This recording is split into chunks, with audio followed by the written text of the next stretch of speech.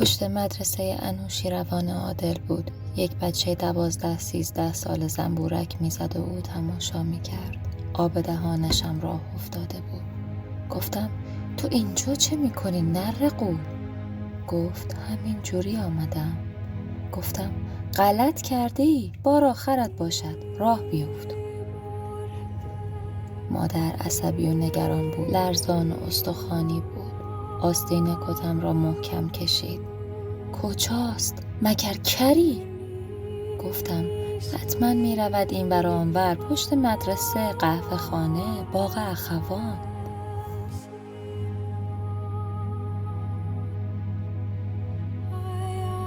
حالا بعد از گریه کمی آرام شده بود، اما صداش می لرزید. مگر بچه است؟ 29 سالش است. گفتم مگر من بد برادرم را می خواهم؟ نمی خواهم که. تو چرا هر چیزی را از چشم من می بینی؟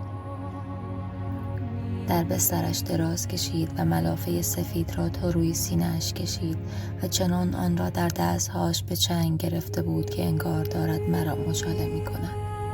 گفت من نمیدانم تو چه به سرش آورده ای. به هر حال حکم می کنم که خوب حفظش کنی. توقعی که ازت ندارد، یک لقمه می خورد سرش را می گذارد. گفتم مادر تو را به خدا نگو، دیگر این حرف را نزن. و گریه کردم. گفت پس یک جا را بفروش، سهم خودش را خرجش کن، ببرش یک جایی. میخواستم وصیت‌نامه پدر را از جیب کتم در بیاورم و بلند بلند بخوانم، اما مگر میشد؟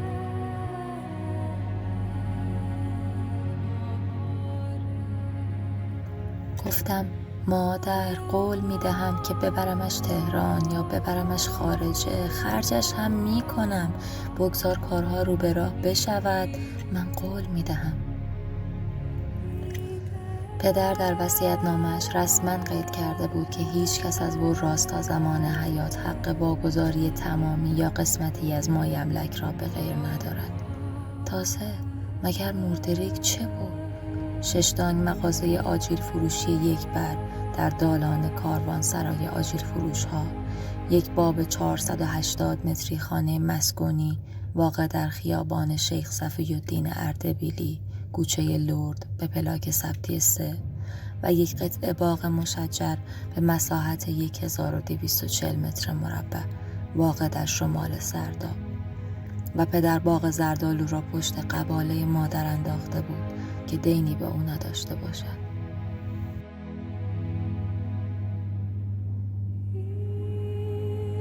مادر دستمالش را روی چشمهاش گذاشت، گونه های خیسش را پاک کرد و گفت نمیخواهم قریب مرگ کوه و بیابان ها شود. همین. مادر این حرف را نزن. بعد از مرگ من چه بلایی سرش می آید؟ به حقق افتاده بود. پا شدم، لیوانی آب دستش دادم، کمکش کردم که بنشیند. جرعه آب خورد و به پشت تخت خواب تکیه داد. سکوتش آدم را می کشت. نگاه می کرد و پلک می زد. آدم 4 شاخ می ماند که برود یا بماند. اما آن روزهای آخری دیگر مثل سابق بیتابی نمی کرد. حالا بعد از گذشت نزدیک به 1 سال فاجعه را فراموش کرده بود. داشت خو می گرفت. فقط دیگر نه نای فریاد کشیدن داشت و نه جان سینه به سینه آدم ایستادن که داد بزند چه کارش کرده ای بی شرف؟ گفتم مگر من چه کینه ای باش داشتم مادر؟ فغان می کرد، مشت به سینه می کوفت و اشک همیشه روی گونه هاش بود یا توی گودی چشمهاش. می گفت خدا ذلیلت کند. گفتم نفرین نکن مادر. چطور نفرین نکنم کافر؟ تو عاقبت به خیر می شوی. تو و رفته رفته آن خلق ما تماورش سرد شد. یک روز که با آیدین از کاروان سرا برگشته بودیم، دلمه مفصل و محشری برایمان پخته بود. خوردیم و من از سفری که به آستارا رفته بودم حرف زدم و گفتم که بد نیست یک بار هم من و آیدین با هم برویم و جنگل های انبوه را ببینیم. بوته‌های تمشک از در و دیوار جاده بالا می رود. کف دریا پیداست. یک دختر 90 ساله هم هست که اگر آیدین اخلاقش را خوب کند زنش می شود. و بعد آیدین منگ و خواب آلود دراز کشید. مادر کمک کرد که او را به اتاق زیر زمین برسانیم. گفت آیدین، دلت می خواهد برگردی به اتاق سابق پیش اورهان؟ گفت باز چه نقشه کشیده اید؟ روی تخت خواباندیمش. در راه پله ها مادر گفت کاش دیگر بیدار نشود. دیگر نمیتوانم اینجور ببینمش. آن همه وقار، آن همه تشخص، آن همه مهربانی کجا رفت آخر؟ باز گریه کرد و با کمک نرده های پله خود را بالا کشید. گفتم مادر تو چرا خودت را خسته میکنی؟ خیال میکنی زجر میکشد؟ به خدا راحت ترین آدم دنیاست. نه غمی دارد، نه فکری، نه براتی، نه سفره‌ای. راحت است. 2 پله بالاتر از من میرفت و من تا خندیدم ناگهان برگشت و چنان خواباند بیخ گوشم که برق از سرم پرید. بی شرف، به کی میخندی؟ صداش مثل تحکم پدر سرد و خشک بود. به نظرم آمد که دیوارها ترک برمی داشتند و ترکها تا سقف ادامه می افتند. نقطه اول هم از زمان بچگی گذاشته شده بود.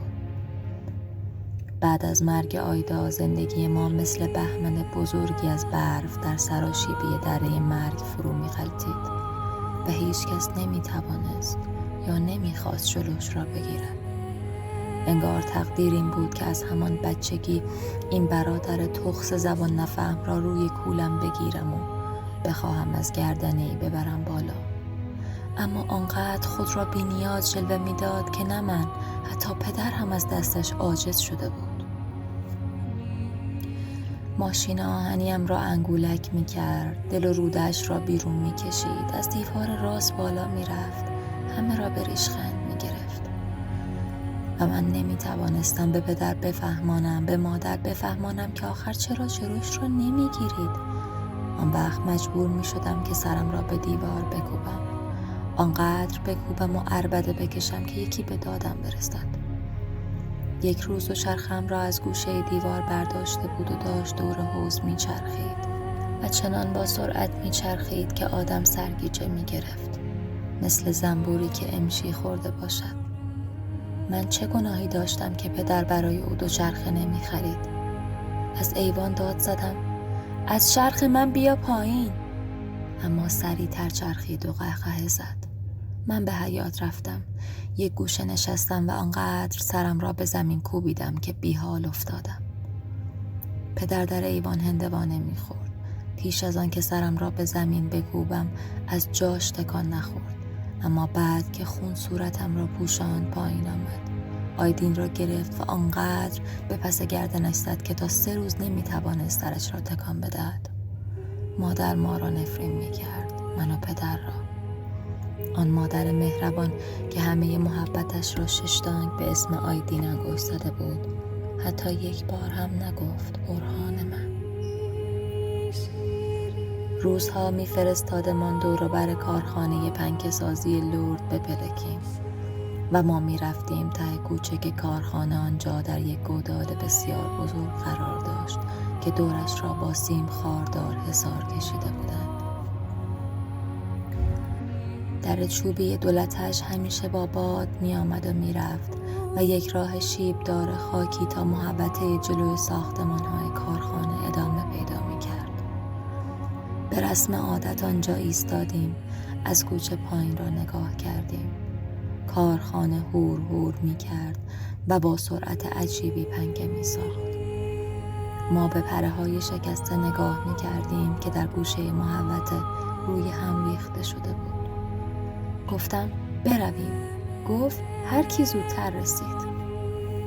دویدیم، از راه شیبدار سرازیر شدیم. کیف دستمان سنگین بود و به هر طرف که تاب می‌خورد لنگر برمی داشتیم.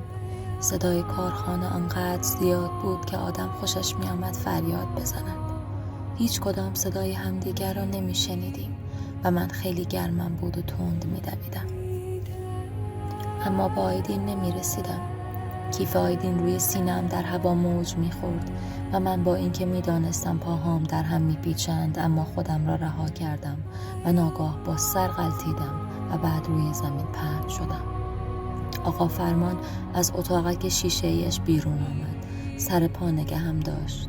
اشک و خون تمام صورتم را پوشانده بود. پاهام درد می کرد و رخوت خواب آوری تنم را گرفته بود. آیدین را که خوشحال و پرشور پره‌های قشنگ قرمز را بر می داشت به سختی می دیدم. پدر با کمربند او را می زد. مادر زخم صورتم را می بست. پدر گفت شیطنت تا کی؟ تو چرا این همه فتنه داری؟ و می زد. آن شب مادر نتوانست خون بینیم را بند بیاورد. پدر گوش آیدین را پیچاند و گفت استخوان دماغش را شکسته ای، میفهمی؟ آیدین گفت من نشکستم، تهمت بی خودی نزنید.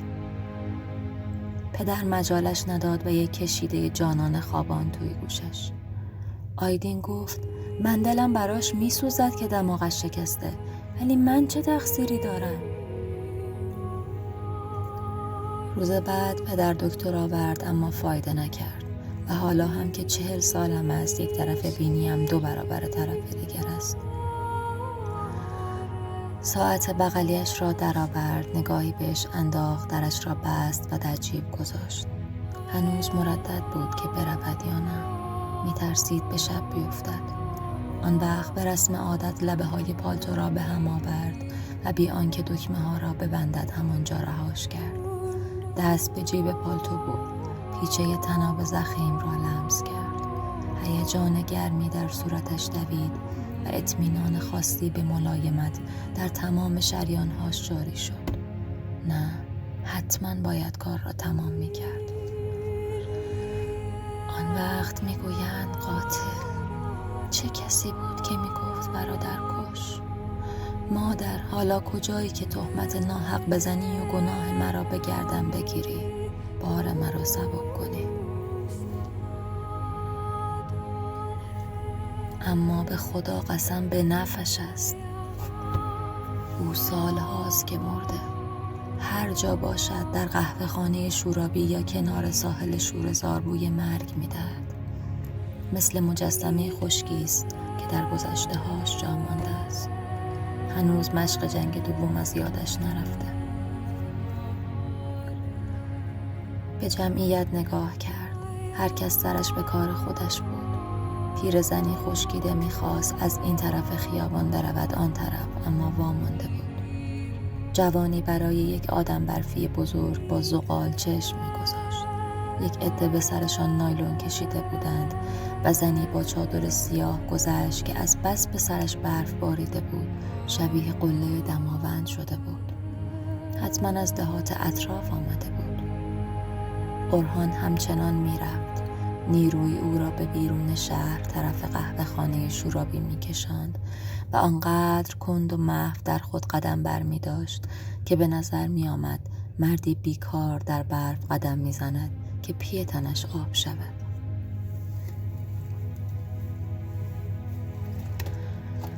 نتوانستم جلوی خودم را بگیرم و نخواستم به رسم عادت درد را توی دلم بریزم. داد زدم الدنگ، من 12 سال توی این خراب شده جان کندم، تو چی میفهمی؟ گفت مگر من چوب الفم که برای تو شاگردی کنم؟ گفتم از تو بزرگترش هم باید از من فرمان ببرد بچه نجار. بنا به رسم عادت انگشت سبابش را تکان داد. یکی تویی، یکی من. حیف که مجبورم. حیف که نمیتوانم همه این بدبختی و نکبت را ول کنم بروم سراغ نجاری خودم. وجدانم گفتم از چیزی که نداری صحبت نکن. رفت. چشمهاش را بست و روی صندلی نشست. میدانستم به کجاش بکوبم که ناکارش کنم. گفتم پدر میدانست که تو چه جانوری هستی. بی خود اسمت را نمیگذاشت بیگرگ.